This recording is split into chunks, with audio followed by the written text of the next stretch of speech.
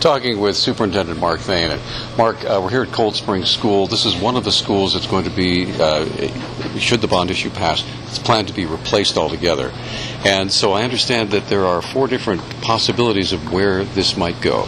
That's correct. We're evaluating tonight with a citizens group priorities for 4 possible sites that we would consider.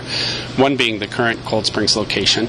A second being a 5-acre parcel that the school district owns, which is adjacent to Maryland Park and some county property located in Lower Linda Vista. The third site we'll ask them to evaluate is located off of Upper Miller Creek Road at the intersection of Miller Creek and Merriweather, and it's an undeveloped parcel. And then the final site is on Lower Miller Creek Road at the intersection approximately of Bitterroot Road and Lower Miller Creek Road. It's a large parcel that's currently for sale, and we would look to split off a smaller parcel for a potential school site. And how big would the school site be? We're hoping to have a site that's between 5 and 10 acres.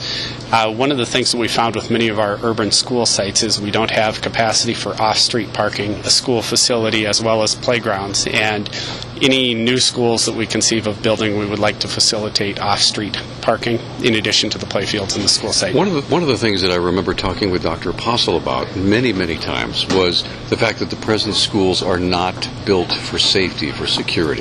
Is that going to be part of this new school building? I mean, the whole idea where visitors can be kept track of? You bet. That's really an important component.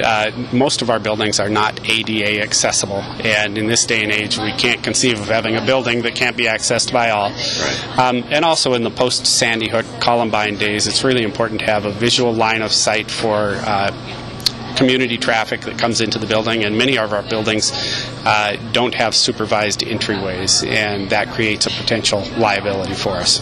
So, let's say the bond issue passes and all goes well, when would construction start? Or, of course, after the site is chosen. We would anticipate that we would work on many of the deferred maintenance projects as early as possible in order to avoid any inflationary increases. We would then have to consider how we stage the Franklin School rebuild, the Lowell School remodel, which is very significant, as well as the Cold Springs rebuild.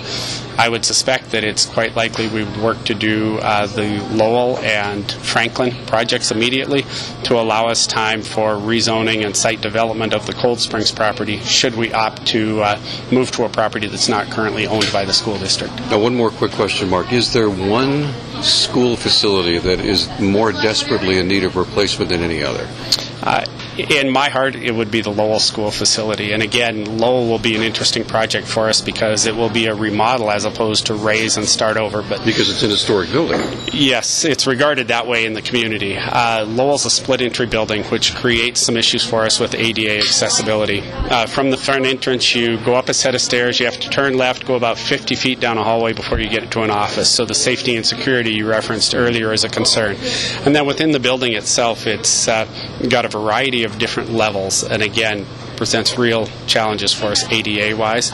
We have a lot of classes, students that are served in inappropriate spaces, old closets, storage rooms. So we have a real need, and again, that's a side of the community that I think really deserves some immediate attention.